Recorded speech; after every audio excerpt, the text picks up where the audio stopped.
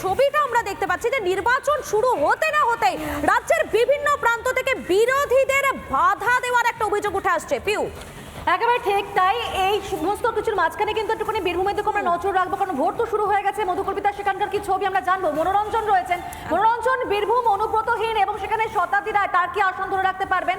অন্যদিকে বিজেপি কি সেখানে কোনো রকমভাবে খাতা খুলবে? একাধিক প্রশ্ন উঠছে। সামগ্রিক ছবিটা কিরকম এরকম মুহূর্তে?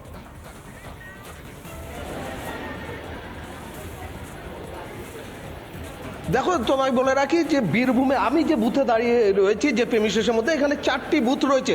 সকাল থেকেই দেখো ভোটারদের কিন্তু লম্বা লাইন। তোমায় হিন্ট দিয়ে রাখি, আমাদের রিপাবলিক বাংলা দর্শক যারা রয়েছেন তাদের হিন্ট দিয়ে রাখি যে শতাব্দী রায় 3 সাংসদ, তিনি এবারও কিন্তু ভোট ময়দানে, এবং তার উপর তৃণমূল কংগ্রেস যেমন একদিকে ভরসা রাখছে, অন্যদিকে দেবতনু ভট্টাচার্য হেভি ওয়েট প্রার্থী, যিনি এতদিন বিজেপির সংগঠনটা দেখতেন, তাকে সরাসরি নামিয়ে দেওয়া হয়েছে ভোট ময়দানে এবং তিনি প্রার্থী হয়েছেন।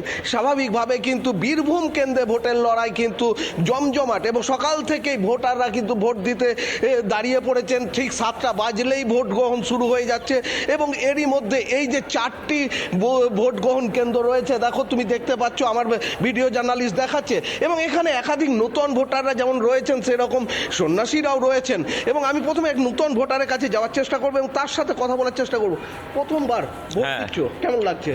ভালোই লাগছে। অ্যাকচুয়ালি আমি শিলিগুড়িতে থাকি, শুধুমাত্র লোকসভা ভোট দেওয়ার জন্য আমি শিলিগুড়ি থেকে এসেছি। তো বেশ ভালো লাগছে, ভোট দেবো প্রথমবারের জন্য। ভোট দেবে কেন?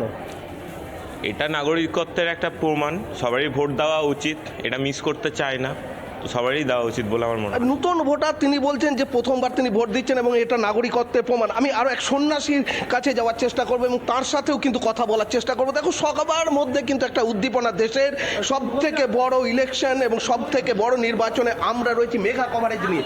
বলছি, ভোট দিতে এসেছেন, কেমন লাগছে? ভালো লাগছে। কেন ভোট দেবেন মানুষ? কেন দেবে সেটা কি বলবো, আপনার ব্যক্তিগত ইচ্ছা তার।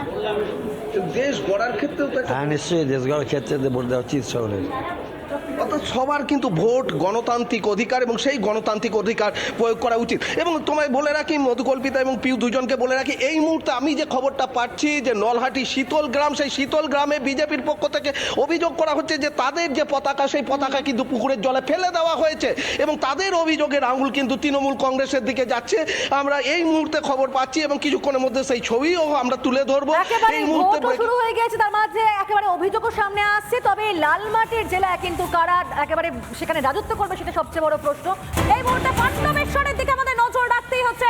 পাণ্ডবেশ্বরের থেকে কি ব্রেকিং নিউজ উঠে আসছে? পাণ্ডবেশ্বরে বিজেপি কর্মীদের হুমকির অভিযোগ। আরো একবার জানাবো আপনাদেরকে, পাণ্ডবেশ্বরে বিজেপি কর্মীদের হুমকির অভিযোগ উঠে আসছে এবং এই ঘটনাকে কেন্দ্র করে কিন্তু রীতিমতো ধুন্ধুমার পরিস্থিতি। বিজেপি এজেন্টদের বাধা দেওয়ার অভিযোগ। আমাদের সঙ্গে সরাসরি রয়েছেন আমাদের প্রতিনিধি রমেন রয়েছেন আমাদের সঙ্গে। আমি রমেনের কাছে চলে যাবো। রমেন, ঠিক কি অভিযোগ করা হচ্ছে বিজেপির পক্ষ থেকে?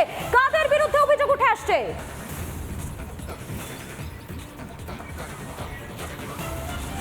দেখো, আসানসোল লোকসভার অন্তর্গত বিলপাহাড়ি এলাকায় হরিপুর ভন্ডালে হরিপুর পঞ্চায়েত, এবং সেখানে যেটা জানা যাচ্ছে গতকাল রাত থেকে বিজেপি কর্মীদের উপর একটা আক্রমণের ঘটনা ঘটেছে এবং আজ সকাল থেকে বিজেপি কর্মীরা যখন বুথে যায়, 26 নম্বর বুথে যখন বসতে যায়, তাদের বসতে বাধা দেওয়া হয় এবং যে সমস্ত বিজেপি এজেন্ট ছিল তাদেরকে বাড়ি বাড়ি গিয়ে এখন হুমকি দেওয়া হচ্ছে, এমনটাই অভিযোগ করা হচ্ছে বিজেপির পক্ষ থেকে।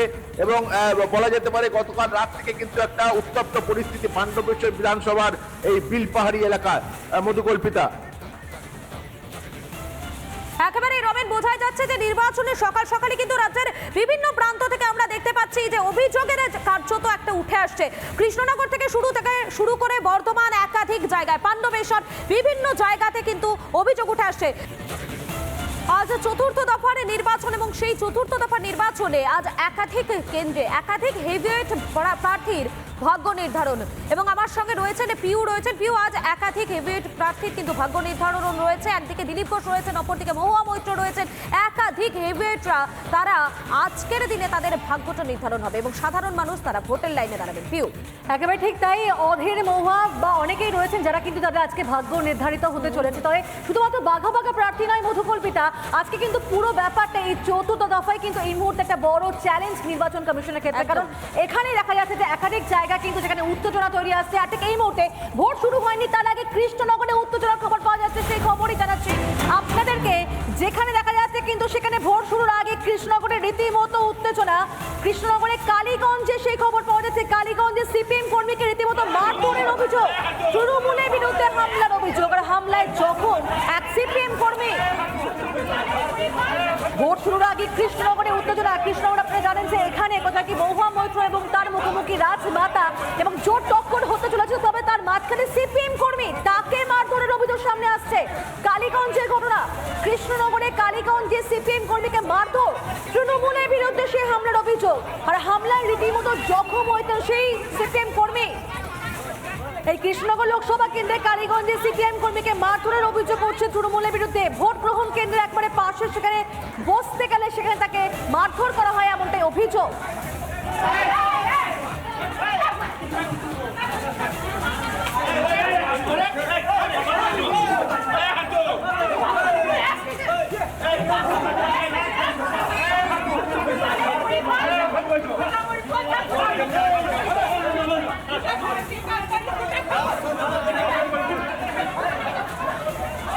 আক্রান্ত সিপিএম কর্মীকে কি বলছেন শুনবো।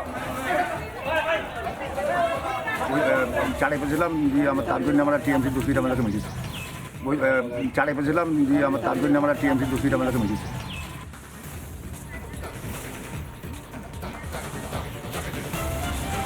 বিস্তারিত আমরা জানবো পলাশের কাছ থেকে। পলাশ, যেখানে মানুষ গণতান্ত্রিক অধিকার প্রয়োগ করবেন একটা উৎসব বলা যায়, তার মাঝখানে এই ধরনের হামলার খবর সামনে আসছে, কি হয়েছিল অ্যাকচুয়ালি?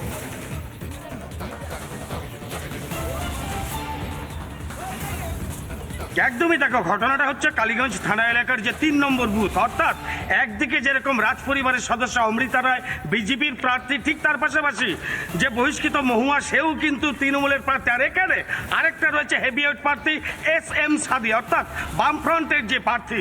আর এখানে কালীগঞ্জ ব্লকটা দীর্ঘদিন যাবৎ সিপিএমের একটা শক্ত ঘাঁটি। আর এখানে যারা সিপিএম কর্মী আছে তারা টেন্ট করার জন্য যে একটা মঞ্চ, সেই মঞ্চ বানাতে গেছিল। আর তাতেই আক্রোশ ওঠে শাসক দলের।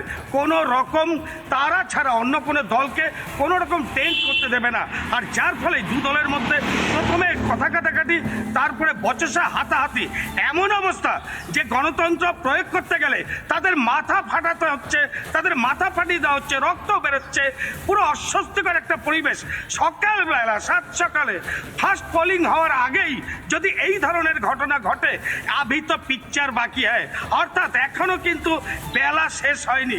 আরো কি কি ঘটনা যে ঘটতে চলেছে জেলায়, তার সাক্ষী থাকবে গোটা রিপাবলিক বাংলার দর্শক, রাজ্যের দর্শক।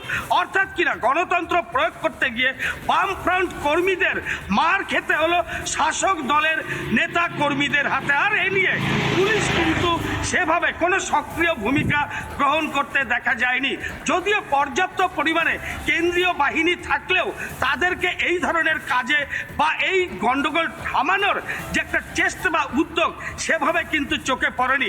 এখন শুধু একটাই দেখার যে এখনো বেলা অনেক গড়ানো বাকি আছে। সেই কেন্দ্র বা এই কেন্দ্রগুলিতে পুলিশ বা রাজ্য পুলিশ বা কেন্দ্রীয় বাহিনী আরও কতটা সক্রিয় ভূমিকা গ্রহণ করে এবং যারা ভোটার, যারা গণতন্ত্র প্রয়োগ করতে আসবে, তারা যেন স্বাচ্ছন্দ্যে এবং নির্ভয়ে যাতে ভোট দান করতে পারে তার ব্যবস্থাগুলো করে কিনা সেদিকেই কিন্তু এখন তাকিয়ে থাকতে হবে মধুকল্পিতা। একেবারে পলাশ, তোমার সঙ্গে আমি পেয়েও ছিলাম এবং এখানে একটা বড় প্রশ্ন, আশঙ্কা তৈরি হচ্ছে, যেখানে সবেমাত্র ভোট শুরু হলো এবং তারপরে সকাল সকাল যদি এই ছবি হয় তাহলে সারাদিন কি হবে। ধন্যবাদ তোমাকে। মধুকল্পিতা, দেখতেই পাচ্ছে যে একেবারে সকাল সকাল যে খবর আমরা পেলাম, কৃষ্ণনগরে সেখানে হামলা করা হলো সিপিএম কর্মীর দিকে এবং সেখানে রীতিমতো তিনি গুরুতরভাবে জখম হলেন। একেবারে পিউ, এবং আমরা শুধুমাত্র কৃষ্ণনগর নয়, রাজ্যের বিভিন্ন প্রান্ত যে সমস্ত জায়গাতে ভোট গ্রহণ রয়েছে সেই সমস্ত জায়গা থেকে কিন্তু একাধিক